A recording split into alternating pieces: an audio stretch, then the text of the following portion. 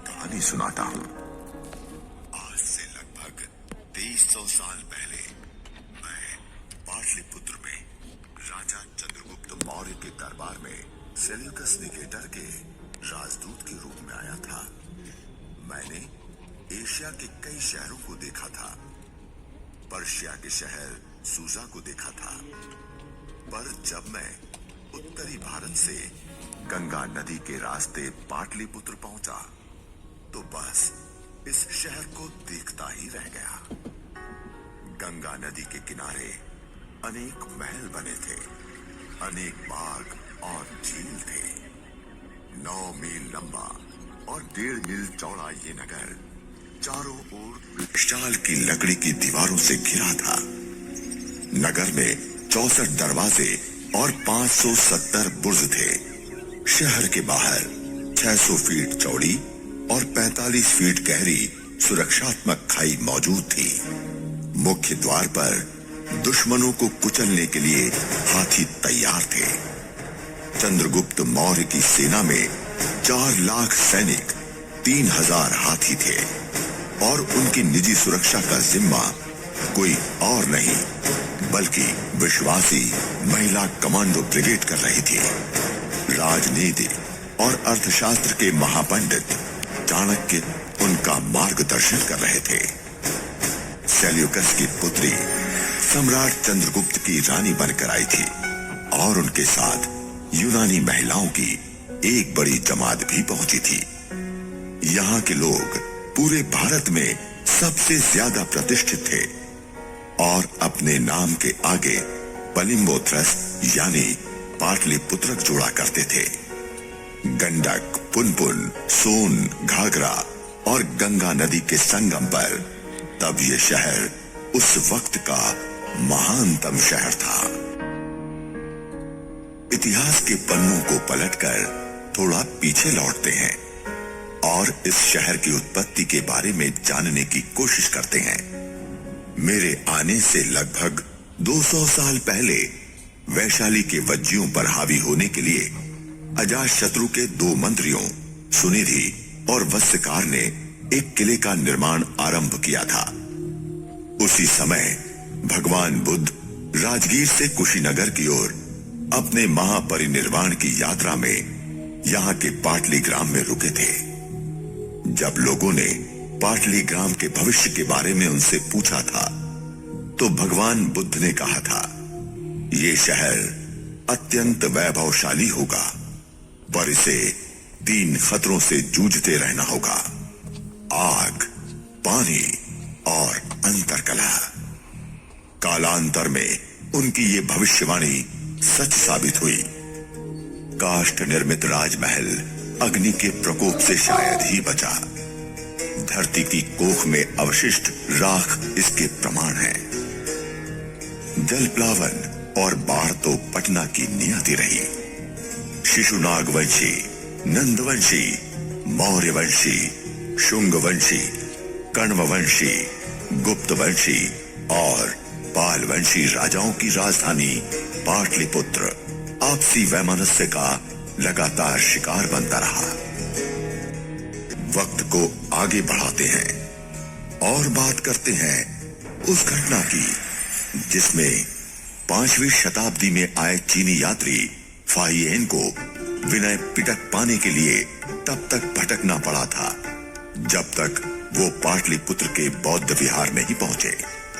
उन्होंने पाटलिपुत्र के राजभवन पर ऐसा ऐश्वर्यशाली भवन कैसे बना सकता है? संभवतः उन्होंने राजा अशोक द्वारा निर्मित 80 पायों वाले नक्काशीदार महल के बारे में ही लिखा था।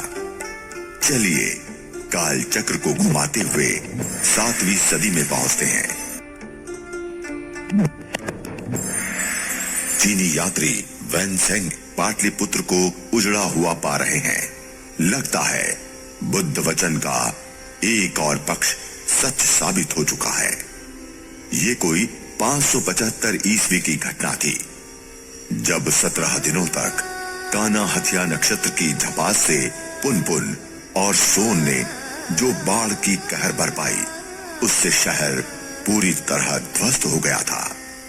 जैन साहित्य और बाद में हुए कुम्भरार और बुलंदी बाग की खुदाई इसका साक्ष्य बने। अब बात करते हैं पाटलिपुत्र से जुड़ी धर्म संस्कृति एवं कला साहित्य की। बौद्ध संगीति तथा जैन संगीति का केंद्र रहा पाटलिपुत्र। इतिहास प्रसिद्ध जैन मुनि भद्रबाहु का कर्म क्षेत्र रहा पाटलिपुत्र। छोटी पहाड़ी, बड़ी पहाड़ी, भिकना पहाड़ी बौद्ध भिक्षुओं सन्यासियों के लिए साधना के केंद्र बनाए गए। सम्राट अशोक के धर्मगुरु उपगुप्त इन्हीं गुफाओं में सिद्धि साधक बने थे। आज पाटलिपुत्र के स्तूप, चैत्य, विहार विलुप्त हैं, परंतु उनकी ऐतिहासिक प्रामाणिकता मिटाए नहीं मिटती। कुक्कुटराम विहार अर्थात कुम्भरार का बौद्ध विहार भवन आज भग्न जरूर है, पर अपने इतिहास की बुलंदी की कहानी कह रहा है। बौद्ध धर्म को प्रश्रय देने वाले गोपाल और धर्मपाल जैसे राजाओं ने 8वीं से 10वीं सदी के बीच पाटलिपुत्र के ढूंढों पर फिर से राजधानी का पताका फहराया, परंतु तब तक इतिहास पाटलिपुत्र के प्रति क्रूर हो चुका था। 950 ईस्वी से 1540 ईस्वी तक लगभग 600 वर्षों तक पाटलिपुत्र मात्र कुछ काश्तकारों तथा मछुआरों का शरणस्थल बनकर रह गया।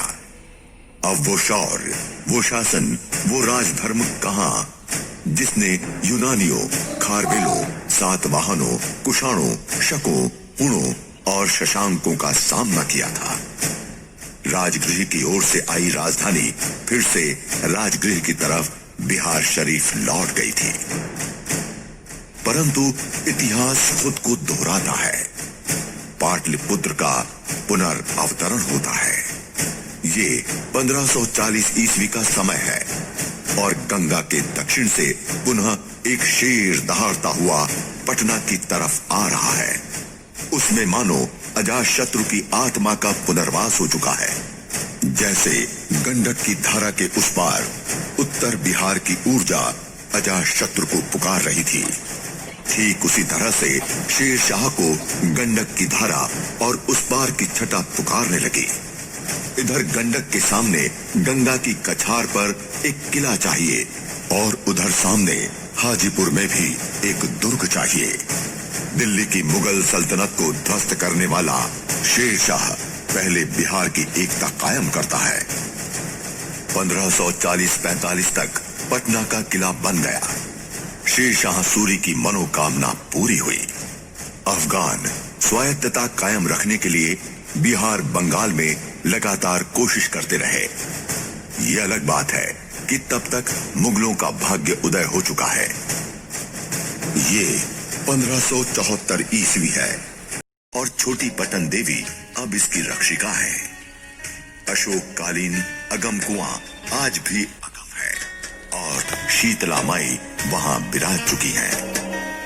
1587 ईस्वी में मानसिंह बिहार के सूबेदार बनाकर पटना भेजे गए और उन्होंने बैकुंठपुर जैसे सुंदर मंदिर का निर्माण कराया।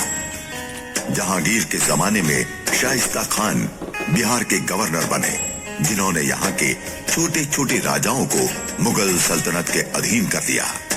1704 में औरंगजेब का प्रिय पोता अजीमुशान बिहार बंगाल का ऐसा कुशल प्रशासक बना, जिसने पटना को किलेबंद कर न केवल निजाम और तिजारत को भरपूर बढ़ाया, बल्कि साहित्य, नृत्य, संगीत, चित्रकला, काव्य कला से पटना को सजा दिया और पटना को नया नाम दिया, अजीमाबाद।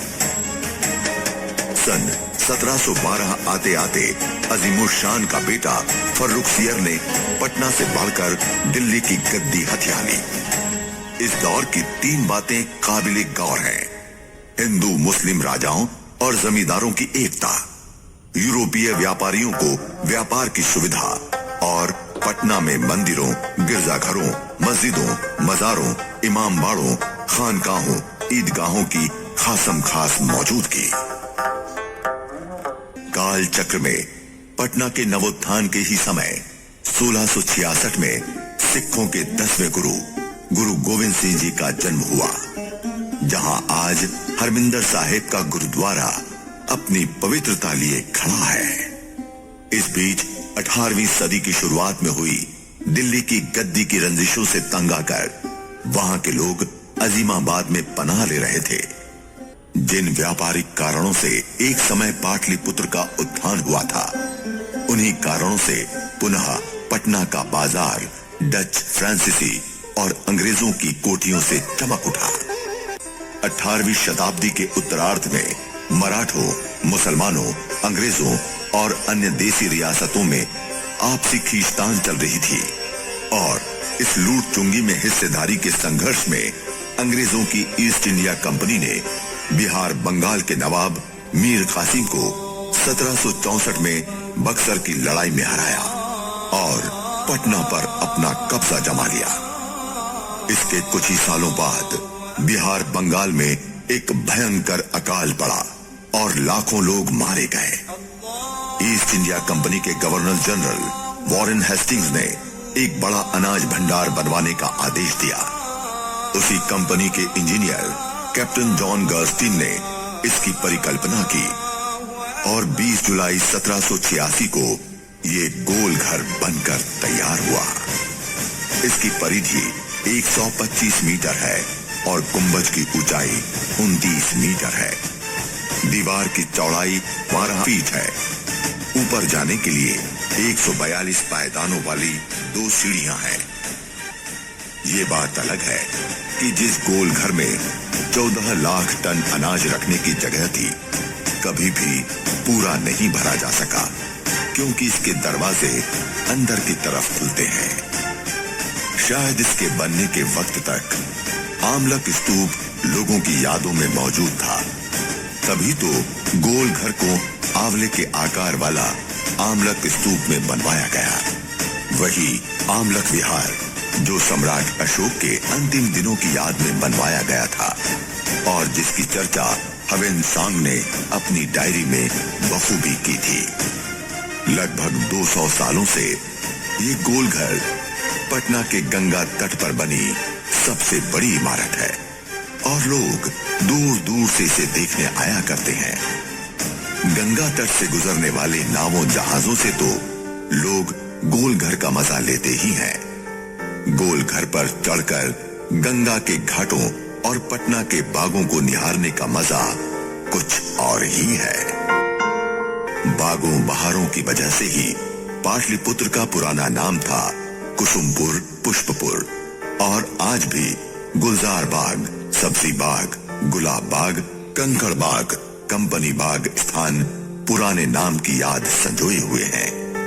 ये वो दौर था जब भारत के इतिहास की खोज जारी थी।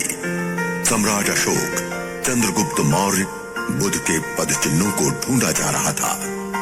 सोन नदी अपने पुराने रास्ते से 22 मील दूर जा चुकी थी। अंततः मेरी किताब इंडिका में वर्णित पलिम्बोथरा और बांकीपुर में किए गए सर्वे के आधार पर 28 फरवरी 1793 को सर विलियम जोन्स ने कलकत्ता के एशियाटिक सोसाइटी में ये घोषणा की कि पटना, पाटलिपुत्र और पलिम्बोथरा एक ही शहर के 3 नाम हैं। मेरी किताब में वर्णित हिरण्यबोयस, हिरण्यबाहु और सोन एक ही नदी के 3 नाम हैं। मेरी किताब का सेंड्रोकुट्टूस कोई और नहीं बल्कि चंद्रगुप्त मौर्य है और इसके साथ ही भारतीय और पाश्चात्य इतिहास की दिनांक रेखा एक दूसरे से जुड़ गई। पटना ऐतिहासिक गाथाओं की अटूट कड़ी संभाले हुए है। अंग्रेजों के विरुद्ध 1857 का प्रथम विद्रोह का मूल्य अपना बलिदान देकर पीर अली ने चुकाया। 1912 में जब बिहार बंगाल सूबे से अलग हुआ, तब फिर से पटना यहाँ की राजधानी बनी। और इसके साथ ही शुरू हुआ पटना का आधुनिक विकास। नई secretariat building, Raj Bhavan, Patna museum, high court और पटना विश्वविद्यालय का निर्माण शुरू हुआ और 20वीं सदी के आते आते तक पटना शिक्षा का विशाल केंद्र बन गया, जिसने बिहारियों को अपनी अस्मिता से अवगत कराया और ये कालांतर में बिहार को स्वतंत्र पहचान देने वाला प्रमुख कारण बना। स्वतंत्रता आंदोलन की नरम गरम धाराएं बार बार पटना में प्रकट हुई। अनुशीलन समिति की गुप्त शाखा कायम हुई तो कांग्रेसियों की सरगर्मी सच्चिदानंद सिन्हा, डॉक्टर राजेंद्र प्रसाद, मजरूल हक के नेतृत्व में बढ़ने लगी। सन 1935-36 तक जयप्रकाश नारायण जैसे समाजवादी जन आंदोलनों का नेतृत्व संभालने लगे। सन 1942 ईस्वी के जन विद्रोह में पटना आग का गोला बनकर फूटा। 7 छात्रों का शहीदी जत्था आज भी अपनी बलिदानी गाथा कहते हुए अपनी ताम्र मूर्ति से साम्राज्यवादियों को चढ़ा रहा है। 9 अगस्त 1944 को बड़े पैमाने पर अगस्त क्रांति दिवस मनाया गया और 1945 में जयप्रकाश नारायण जेल से छूट गए। आजादी के बाद वो 1974 का जुलूस जो हाथ मुंह बांधकर जयप्रकाश की अगुवाई में जब पटना की गलियों से निकला तो वो सारी दुनिया में अहिंसक प्रतिरोध का एक प्रतिमान बन गया। पटना सिहर उठा था और दिल्ली हिल चुकी थी। अपने संवैधानिक अधिकारों के वास्ते पटना वासियों का वो संकल्प भावी इतिहास के पन्नों पर अमिट छाप छोड़ गया। अंत में जाने से पहले एक बात फिर से बता दूं कि पटना की गलियों में दिनकर की पंक्तियां, बाबा नागार्जुन की सूक्तियां और रेणु की उक्तियां आज भी गूंज रही हैं। बिहार अपने सांस्कृतिक पुनर्जागरण की तरफ अग्रसर है और जो जज्बा मैंने पलिंगोत्रा में आज से 2300 साल पहले देखा था वो आज भी मौजूद है। खत्म हो गया भाई लोग।